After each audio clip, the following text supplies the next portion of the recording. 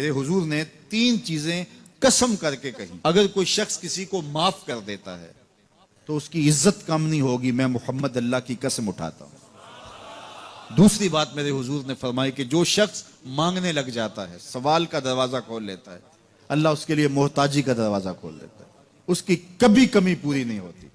اور تیسری بات میرے حضور نے قسم کر کے کہی، ما نقص مال عبد من صدقہ، کہا میں اللہ کی قسم اٹھا کے کہتا ہوں کہ صدقے سے مال کم نہیں ہوتا، صدقے سے مال گھٹتا نہیں ہے۔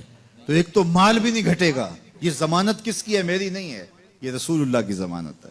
ایک تو مال بھی کم نہیں ہوگا، اور دوسرا یہ ہے کہ حب دولت ختم ہوگی۔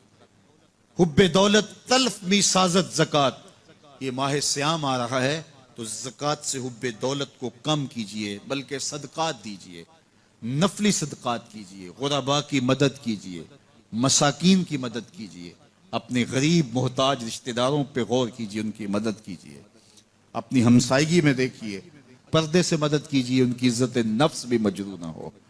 یہ جو نمائش لگا کے 10 اخباروں میں چھپوا کے لوگوں کی مدد کرتے ہیں، اس سے گریز کیجئے۔ کبھی سوچیں کہ اگر آج کسی کی بیٹی لائن میں کھڑی ہے تو کل اگر یہ مرحلہ میری بیٹی کے لیے آ جائے تو پھر میرا مزاج کیا ہوگا؟ تو عزت نفس کا خیال رکھیے، لوگوں کی غربت کا تماشا نہ اڑائیے، اور لوگوں کی جو ہے وہ محتاجی کو اپنی تسکین کا ذریعہ نہ بنائیے۔ یہ تو اللہ نے تمہیں دیا اور انہیں نہیں دیا، اور وہ آزمائش کی گھڑی میں کھڑے ہیں، تم ان کے ساتھ کھڑے ہو جاؤ۔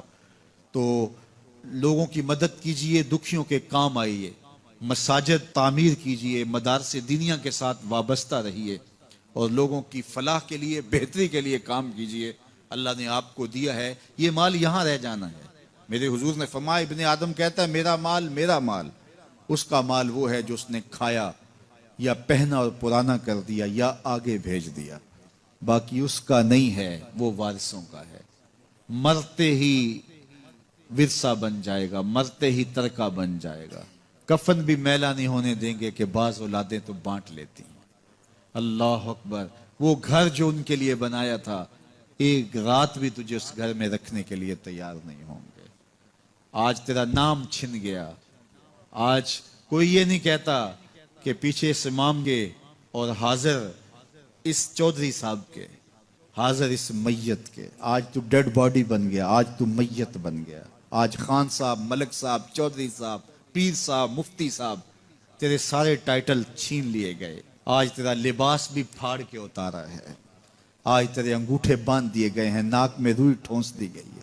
آج تو غسال کے رحم و کرم پہ ہیں، وہ تجھے ادھر الٹ دے یا ادھر پلٹ دے، اب تیرے پاس کوئی اختیار ہی باقی نہیں رہا۔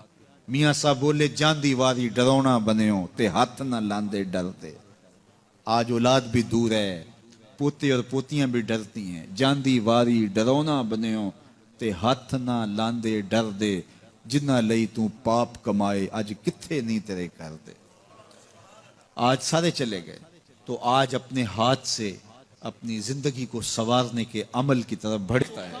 تو ذات کے گھوڑے بھی ہوں لیکن نسبت ہو میرے حضور سے تو رب کو وہ اچھے لگتے ہیں۔